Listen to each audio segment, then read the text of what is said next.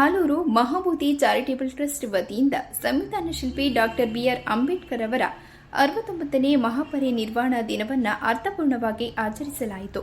ಪಟ್ಟಣದ ಬಿಎಂ ರಸ್ತೆಯ ತಾಲೂಕು ಮಿನಿ ವಿಧಾನಸೌಧದ ಮುಂಭಾಗದ ಅಂಬೇಡ್ಕರ್ ಅವರ ಪುತ್ಥಳಿಗೆ ಶಾಸಕ ಸಿಮೆಂಟ್ ಮಂಜು ಹಾಗೂ ಮಾಜಿ ಶಾಸಕ ಎಚ್.ಕೆ. ಕುಮಾರಸ್ವಾಮಿ ಹಾಗೂ ಮಹಾಬೋಧಿ ಚಾರಿಟೇಬಲ್ ಟ್ರಸ್ಟ್ ಅಧ್ಯಕ್ಷರು, ಉಪಾಧ್ಯಕ್ಷರು ಹಾಗೂ ನಿರ್ದೇಶಕರುಗಳು ಮತ್ತು ವಿವಿಧ ರಾಜಕೀಯ ಪಕ್ಷಗಳ ಕಾರ್ಯಕರ್ತರು ಪುಷ್ಪನಮನ ಸಲ್ಲಿಸಿದರು. ನಂತರ ಆಟೋ ನಿಲ್ದಾಣದಲ್ಲಿ ಆಯೋಜಿಸಿದ್ದ ಕಾರ್ಯಕ್ರಮದಲ್ಲಿ ಅಂಬೇಡ್ಕರ್ ಭಾವಚಿತ್ರಕ್ಕೆ ಗಣ್ಯರು ಮತ್ತು ಮುಖಂಡರು ಪುಷ್ಪನಮನ ಸಲ್ಲಿಸಿದರು. ಶಾಸಕ ಸಿಮೆಂಟ್ ಮಂಜು ಮಾತನಾಡಿ, ಅಂಬೇಡ್ಕರ್ ಎಂದರೆ ಬರೀ ವ್ಯಕ್ತಿಯಲ್ಲ, ಅವರು ಮಹಾನ್ ಶಕ್ತಿ. ಧ್ಯೇಯ ತತ್ವವೇ ಅಂಬೇಡ್ಕರ್ ಆಗಿದ್ದಾರೆ. ದೇಶದ ಅಖಂಡತೆಗೆ ಅವರ ಸೇವೆ ಅನನ್ಯವಾದುದು. ಅವರನ್ನ ಕೇವಲ ಶೋಷಿತ ವರ್ಗದ ನಾಯಕರು ಎಂದು ಭಾವಿಸುವಂತಿಲ್ಲ. ಅವರು ಸಮಾಜದ ಎಲ್ಲ ವರ್ಗಗಳ ನಾಯಕರಾಗಿದ್ದಾರೆ. ಇಂತಹ ಮೇಧಾವಿಗಳ ತತ್ವಾದರ್ಶಗಳ ಪಾಲನೆ ಎಲ್ಲ ವರ್ಗದವರಿಗೂ ಬೇಕಾಗುತ್ತದೆ. ಇಂತಹ ವ್ಯಕ್ತಿಗಳನ್ನು ಸೀಮಿತಗೊಳಿಸಬಾರದು ಎಂದು ಹೇಳಿದರು. ಮಾಜಿ ಶಾಸಕ ಎಚ್.ಕೆ. ಕುಮಾರಸ್ವಾಮಿ ಮಾತನಾಡಿ, ಅಂಬೇಡ್ಕರ್ ರಚಿಸಿದ ಸಂವಿಧಾನದಲ್ಲಿ ಎಲ್ಲರಿಗೂ ಹಕ್ಕು ಮತ್ತು ಜವಾಬ್ದಾರಿ ನೀಡಲಾಗಿದೆ. ನಾಗರಿಕರ ಹಕ್ಕುಗಳನ್ನು ಪ್ರತಿಪಾದಿಸುವುದರ ಜೊತೆಗೆ ಗುರುತರ ಜವಾಬ್ದಾರಿ ನಿರ್ವಹಿಸಬೇಕು. ಯುವಕರು ಸಂವಿಧಾನದ ಆಶಯಗಳನ್ನು ಅರ್ಥೈಸಿಕೊಳ್ಳಬೇಕಿದೆ. ಸಂವಿಧಾನ ಶಿಲ್ಪಿ ಬಾಬಾ ಸಾಹೇಬ್ ಬಿಆರ್ ಅಂಬೇಡ್ಕರ್ ಅವರನ್ನು ಜನರಿನ್ನೂ ಅರ್ಥ ಮಾಡಿಕೊಂಡಿಲ್ಲ. ಅವರೊಬ್ಬ ಆಧುನಿಕ ಭಾರತದ ಮಹೋನ್ನತ ನಾಯಕ ಎಂಬುದು ಸಮಾಜ ಇನ್ನೂ ಒಪ್ಪಿಕೊಂಡಿಲ್ಲ. ಈ ಕಾರಣಕ್ಕಾಗಿಯೇ ಇದನ್ನು ಪದೇ ಪದೇ ಹೇಳಬೇಕಾಗಿದೆ ಎಂದರು.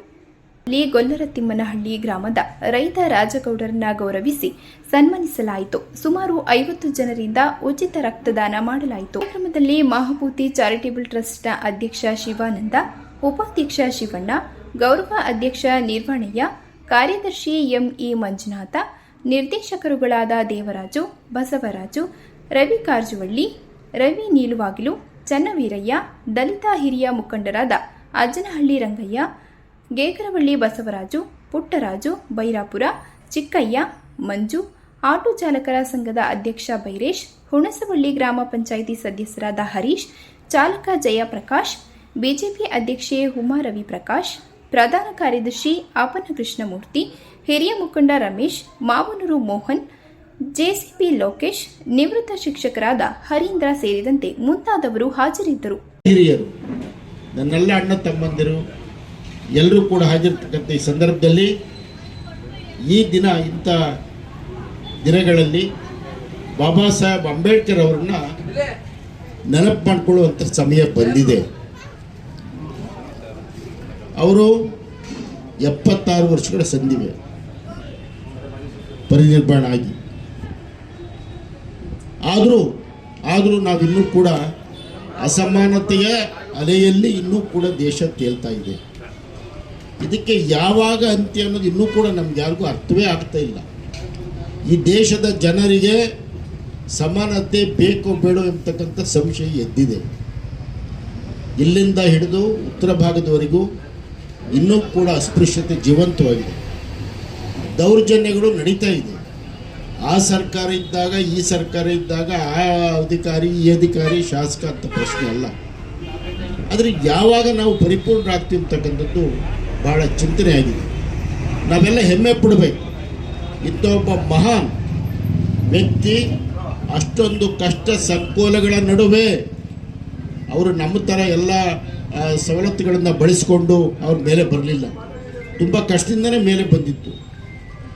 ಅಧಿಕಾರವನ್ನು ಪಡೆದರು. ಆದರೆ ಅವರ ಕನಸು ಕೂಡ ನನಸಾಗಲಿಲ್ಲ, ಇನ್ನೂ ಕೂಡ ನನಸಾಗಿಲ್ಲ. ನಾನು ಈ ಸಂದರ್ಭದಲ್ಲಿ ಇಷ್ಟೇ ಹೇಳಿ ಬಯಸ್ತೇನೆ. ಇವತ್ತು ಸಾಂಕೇತಿಕವಾಗಿ ನಮ್ಮ ಮಹಾಬೋಧಿ ಸಂಸ್ಥೆಯವರು ಇವತ್ತು ಒಂದು ರಕ್ತದಾನ ಶಿಬಿರವನ್ನು ಇಟ್ಕೊಂಡಿದ್ದಾರೆ. ಇವತ್ತು ಊಟ ಕೂಡ ಕೊಡ್ತಕ್ಕಂಥ ವ್ಯವಸ್ಥೆ ಮಾಡಿದ್ದಾರೆ. ನನಗೆ ಒಂದು ಕಡೆ ಅನ್ನಿಸ್ತಾ ಇದೆ, ನಾವು ಬಾಬಾ ಸಾಹೇಬ್ ಅಂಬೇಡ್ಕರ್ ಅವರಿಗೆ ನಿಜವಾದ ಗೌರವವನ್ನು ಸಲ್ಲಿಸಬೇಕಾದ್ರೆ ಸಮಾನತೆ ಮೊದಲು ಬರಬೇಕು. ನಾವೆಲ್ಲ ಹೇಳ್ತಾ ಇದ್ದೀವಿ, ಯಾರೂ ಸಮಾನತೆ ಬೇಡ ಅಂತಿಲ್ಲ. ಆದರೂ ಎಲ್ಲೋ ಒಂದು ಕಡೆ ನಾವು ಇದನ್ನು ಸಮಾನತೆಯನ್ನು ಉಳಿಬಾರ್ದು ಅಂತೇಳಿ ಆ ಕ್ಷೇತ್ರವನ್ನು ಪೂರ್ವ ಪಾಕಿಸ್ತಾನಿಗೆ ಬಿಟ್ಕೊಡ್ತಕ್ಕಂಥ ಕೆಲಸವನ್ನು ಮಾಡ್ತಾರೆ. ಬಾಬಾ ಸಾಹೇಬ್ ಅಂಬೇಡ್ಕರ್ ಅವರು ತನ್ನ ಅಂತಿಮ ಪರಿನಿಬ್ಬಾಣದ ದಿನ ತನ್ನ ಶವವನ್ನು ಮನೆಗೆ ಸಾಗಿಸ್ಬೇಕು. ಅವ್ರ ಮನೇಲಿ 5,000 ರೂಪಾಯಿ ಯಾರ ಹತ್ರನೂ ದುಡ್ಡಿಲ್ಲ. ಬರೀ ಯಾವುದು ಹೆಲಿಕಾಪ್ಟರ್ ತಗೊಂಡೋಗಿ ಯಾರ ಹತ್ರ ದುಡ್ಡಿಲ್ಲ. ಅಂದರೆ ಅಂಬೇಡ್ಕರ್ ಅವರು ಎಷ್ಟು ಸ್ವಾಭಿಮಾನದ ಬದುಕನ್ನು ಬದುಕಿದ್ದಾರೆ ಅಂತೇಳಿ ತಾವೆಲ್ಲರೂ ಕೂಡ ಯೋಚನೆ ಮಾಡಬೇಕು. ಹಣ ಮಾಡಲಿಲ್ಲ, ಲಂಚ ತಗೊಳ್ಳಲ್ಲ, ಲೂಟಿ ಮಾಡಲಿಲ್ಲ.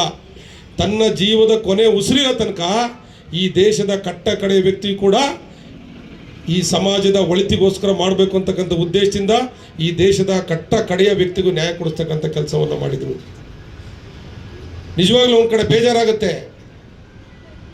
ಬಾಬಾ ಸಾಹೇಬ್ ಅಂಬೇಡ್ಕರ್ಗೆ ದೆಹಲಿಯಲ್ಲಿ ಕೊನೆಗೆ ಅವರ ಅಂತ್ಯ ಸಂಸ್ಕಾರಕ್ಕೆ ಜಾಗವನ್ನು ಕೊಟ್ಟಿಲ್ಲ. ಇಡೀ ದೇಶಕ್ಕೆ ಇಷ್ಟೆಲ್ಲ ಕೊಟ್ಟಂಥ ಮಹಾಪುರುಷರು ಯೋಚನೆ ಮಾಡಬೇಕಲ್ಲ.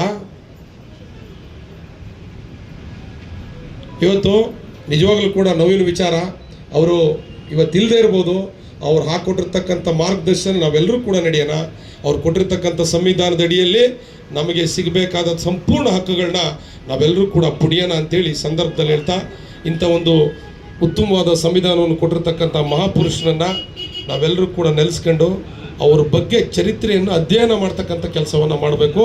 ಮುಂದಿನ ಪೀಳಿಗೆಗೆ ಬಾಬಾ ಸಾಹೇಬ್ ಅಂಬೇಡ್ಕರ್ ಏನು ಮಾಡೋಗಿದ್ದಾರೆ ಅಂತಕ್ಕಂಥದ್ದನ್ನ ತಿಳಿಸ್ತಕ್ಕಂಥ ಕೆಲಸವನ್ನು ಮಾಡೋಣ ಅಂತೇಳಿ ಸಂದರ್ಭದಲ್ಲಿ ಹೇಳ್ತಾ, ನಾನು